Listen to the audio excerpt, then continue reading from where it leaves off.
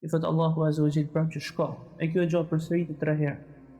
E në herën e tretë Allahu subhanahu wa ta'ala i thot këtij person: "Idhhab fadkhul al-janna", shko dhe hyr në xhennet. "Fa inna laka mithla al-jannati wa 'ashrata amthaliha". Me të vërtetë që për ty, pra në xhennet ka me pas sa komplet dynjaja edhe 10 herë sa ka dynjaja. E kjo gjë qysh kur është kriju dynjaja e deri kur është shkatërru me çdo mirësi që ka pas në të.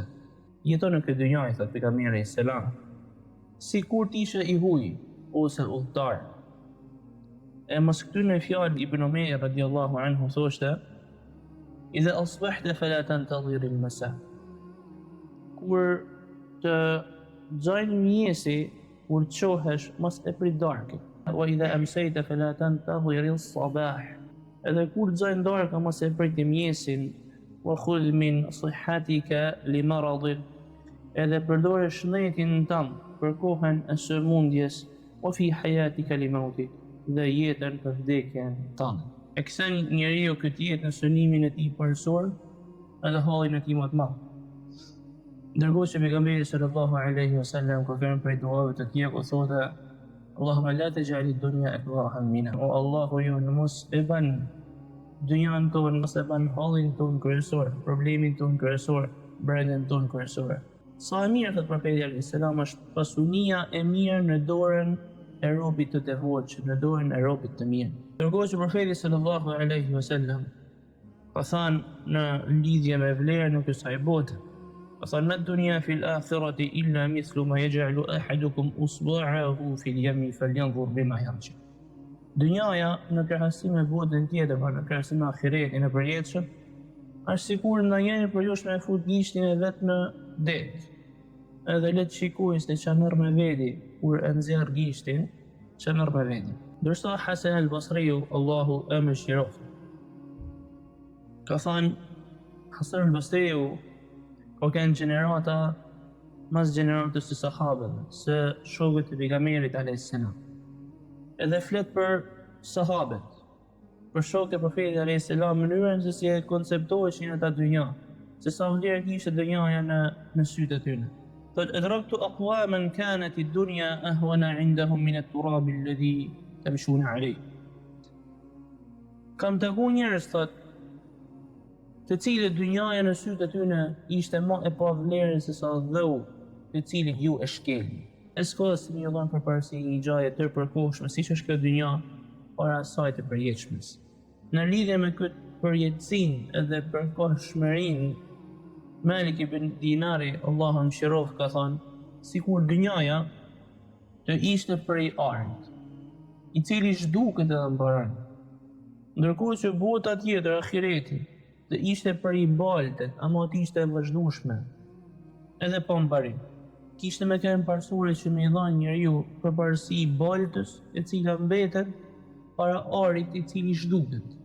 E si është puna ndërkohë që bota për te me thot është prej arit edhe vazhdon, nuk mbaron, ndërsa dynjaja është prej baltet edhe zhduket edhe përfundon."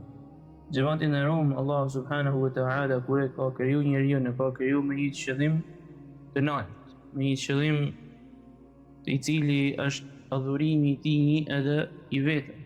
Si thot Allah subhanahu wa ta'ala: "Wa ma khalaqtu al-jinna wal insa illa liya'budun", gjend edhe njerëzit nuk i kam kriju me qëllim tjetër vetëm se të më adhurojnë mua.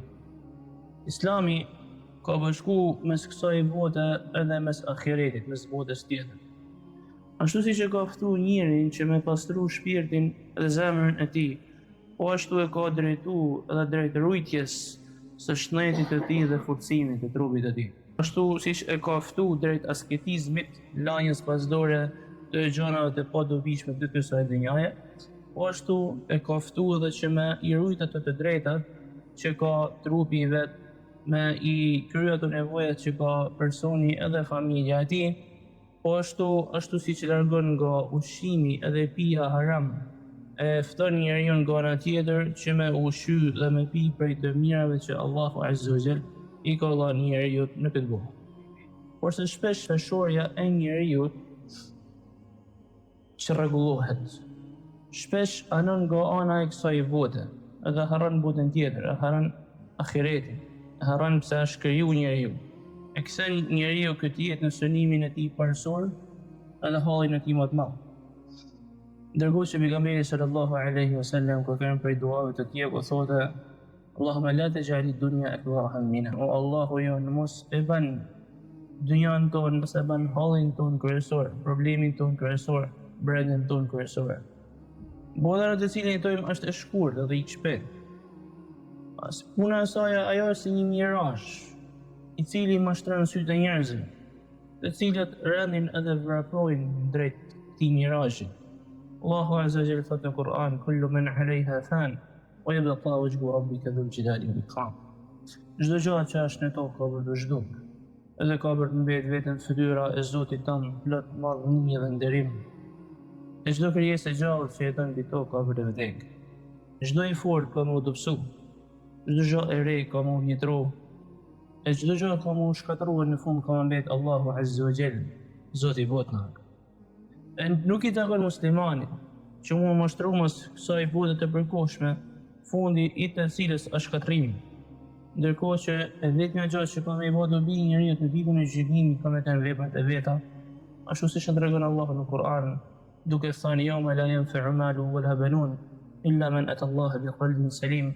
Në atë ditë kur nuk ka për të bërë dobi as pasunia as fëmia, vetëm sa i cili del para Allahut azza wa jall me zemër të pastër.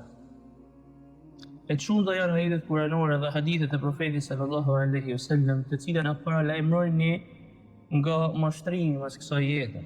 Sqarojnë zhdukjen e shpejtë të kësaj jete, edhe për këtë Allah azza wa jalla na jep shembuj të ndryshëm.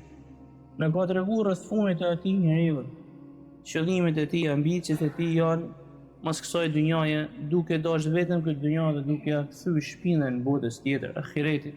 Thot Allahu azza wa jalla: "Inna alladhina la yarjuna liqa'ana wa radu bil hayati ad-dunya wa tuma'annu biha walladhina hum 'an ayatina ghafilun ulaika ma'wahum an-nar bima kanu yaksibun." Me të vërtetë që ata që nuk shpresojnë se kanë më taku me ne, që janë të kënaqur me jetën e kësaj bote duke gjetë prehje të ajo dhe që janë të pavëmendshëm në ishajeve tona, kanë në pas i vënë stërhim zjarrin për atë që kanë bërë. Ndërkohë që profeti sallallahu alaihi wasallam ka thënë në lidhje me vlerën e kësaj bote, ka thënë: "Ma dunya fil akhirati illa mithlu ma yaj'alu ahadukum usba'ahu fil yami falyanzur bima yarji." Dynjaja në krahasim me botën tjetër, në krahasim me ahiretin e përjetshëm, është sikur ndonjëri për jush me fut gishtin e vet në det. Edhe le të shikoj se ç'a merr me veti kur e nxjerr gishtin, ç'a merr me veti. Dërsa në një hadith tjetër thot pejgamberi sallallahu alaihi wasallam: "Dunya sijnul mu'mini." Dynjaja është burgu i besimtarit, o xhennetul kafir, edhe xheneti i mosbesimtarit. Pra në raport me shpërblimin edhe me dënimin real që ka në pas në botën tjetër. Po ashtu thot profeti alayhi salam thot: "Law kanat ad-dunya ta'dilu 'inda Allahi janaha ba'udah ma saqa kafiran minha sharbata ma." Nëse dynjaja kishte me pas vlerë tek Allahu azza wa jall, qoftë edhe sa krahu i një mushkaje, atëherë nuk kishte me i dhënë mosbesimtarit as edhe një gdhenk, as edhe një hurth ujë nuk kishte me dhënë Allahu azza wa jall. Hasan al-Basri, tabi'i i njoftun, i ka shkruar prisit të besimtarëve të asaj kohe, Umar ibn Abdul Aziz, duke i thënë: "Dynjaja është vend kalim dhe jo vend qëndrim i përhershëm. Baba ju në Adami u sol këtu si ndryshkim, prandaj ki kujdes të prisi i besimtarë. Përgatitja ma e mirë në të është lania e saj, ndërsa pasunia ma e mirë është vërfëmia në të. Ka mu përkushnu a i njeri që ka tregu kujdes për të, e ka mu vërfënu a i njeri që mlau atë. Ajo është e ngjashme me helmin të cilin e bin a i që nuk e njeh, e si rrilloj helmi e çon drejt vdekjes, e ki kujdes nga kjo botë mashtruese dhe dradharake." Xhamati në Rum, për çmimin e kësaj bote nuk i drejtohet gjënave që ka krijuar Allahu azza wa jall prej dobive, ushqimeve, pijeve, mirësive të halalit të kësaj dynjaje, porse në çmimi dhe kërcënimi që ka ardhur në ajetet kuranore, në hadithet e profetit sallallahu alaihi wasallam, i drejtohet veprave që bajnë vite Ademit në këtë tokë duke shkenjë caqë të Allahut Azza wa Jall. Kjo si shembulli atyre që mburren me pasurinë e tyre dhe mashtrohen me saj duke u larguar nga mbilin e Allahut Azza wa Jall e duke harruar botën tjetër. Shembujt e tyre janë të shumë. Allahu Azza wa Jall ka përmend popullin e Adit, kur i ka friksu profeti Allahut Azza wa Jall në kërcënimin e Allahut Azza wa Jall, ata i thanën men ashaddu minna quwwa. I thanën kush është më i fortë se ne? I thanën profetit Allahut Azza wa Jall. Apo si shembulli i faraonit, kur shkoi tek ai Musai edhe Haruni edhe e këshillunën, ndërkohë që ju drejtu faraoni popullit e vet duke i thënë o populli e mdhall, a nuk më përket mua sunimi i Egjiptit dhe i tyne lumejve që rrjedhin pranë meje, a nuk shihni? E njëjti shembull është shembulli i Karunit. Ai person i cili qelësat e pasunisë së tij me zori i moshin në shpillën e tyre një grup i fortë burrash. E në kohën kur u shfaq me thesaret e tij nuk ja atriboi këtë pasuni Allahut Azza wa Jall, porse tha innama utituhu ala ilmi indi, i tha që unë e kam këtë pasuni si rrjedhoj e dijes teme.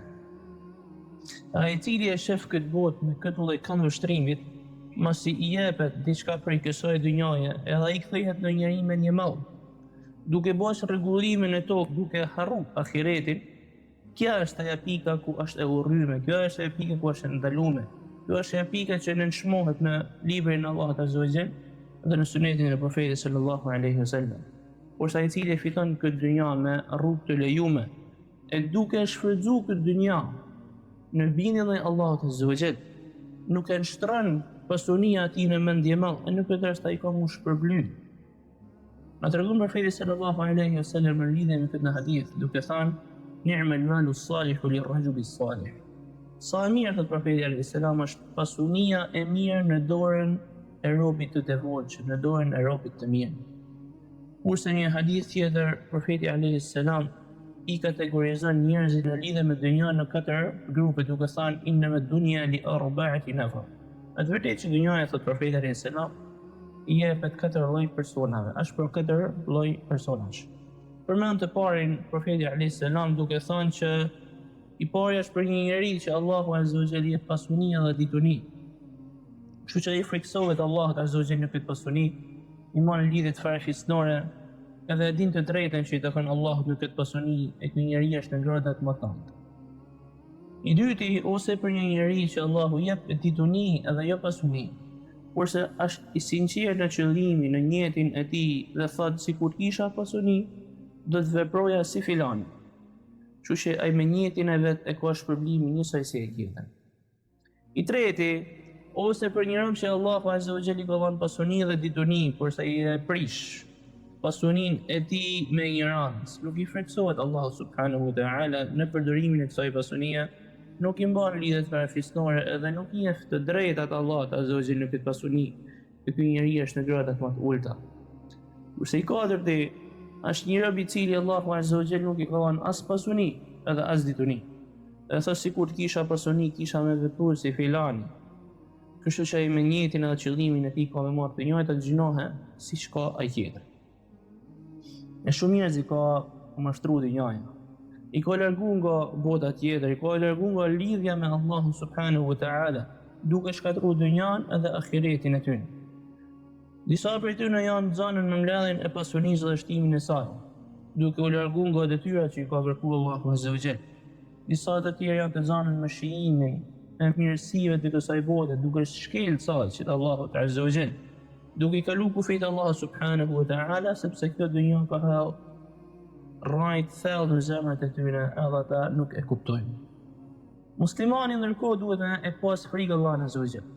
Duhet mu përgatit për takimin me Allahun subhanahu wa ta'ala, si thot Allahu Azza wa Jall, men kana yarju liqa Allahi fa inna ajala Allahi la'at. Ai i cili shpreson që ka mu taku me Allahun Azza wa Jall, le ta dinë se ajali Allahu dita e caktuar ka për të ardhur. Aqulu qawli hadha wastaghfirullaha li wa lakum. Alhamdulillahi wahdahu was-salatu was-salamu ala man la nabiyya ba'dahu amma ba'd. Gjëmat e nderuar, mirësitë e kësaj dynjaje gjithmonë kanë një fund. edhe domosdoshmë u pasu me sprova, herët ose vonë. Edhe I cili e din këtë gjë, e njeh veten e tij, nuk mund mashtrohet me këtë dynja edhe me elon ahiretin. Pejgamberi sallallahu alaihi wasallam një ditë prej ditësh ishte me Ibn Umerin radiallahu anhuma edhe I thot: kun fi dunya ka'annaka gharibun aw 'abiru sabil. Jeton në këtë dynja, I thot pejgamberi selam, sikur të ishe I huj ose udhëtar. E mos këtyne fjalë Ibn Umeri radiallahu anhu thoshte: idha asbahta fala tantadhir al-masa. Kur të xajnë mjesi, kur të qohesh, mos e prit darkën.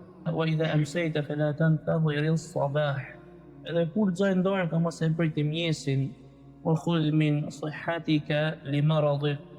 Edhe përdore shëndetin tënd për kohën e sëmundjes, wa fi hayatika li mautik, dhe jetën për vdekjen tënde.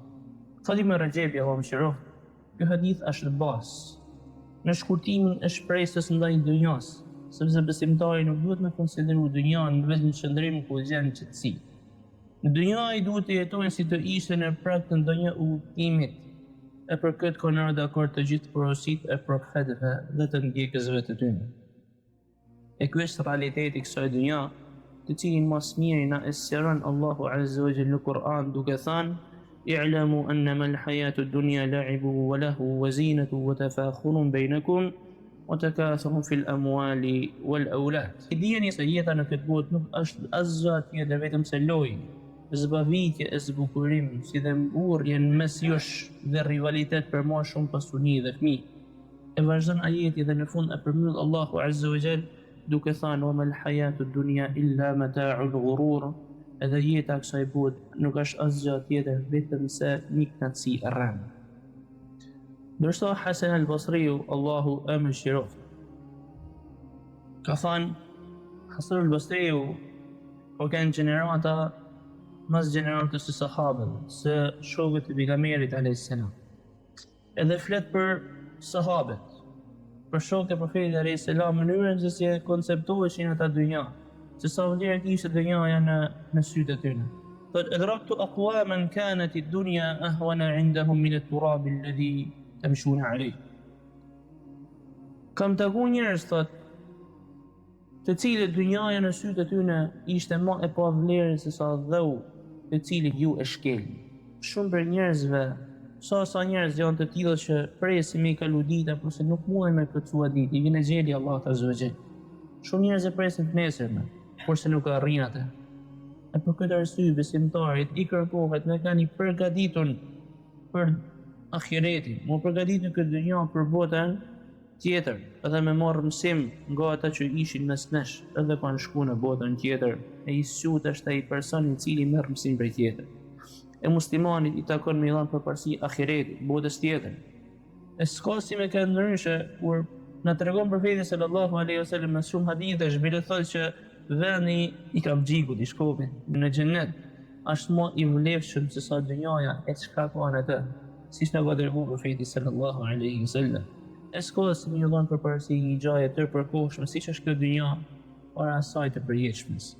Në lidhje me këtë përjetësinë edhe përkohshmërinë, Malik ibn Dinari, Allahu mëshiroft, ka thënë: sikur dynjaja të ishte prej arit, I cili zhduket edhe mbaron, ndërkohë që bota tjetër, ahireti, të ishte prej baltet, ama të ishte e vazhdueshme, edhe pa mbarim.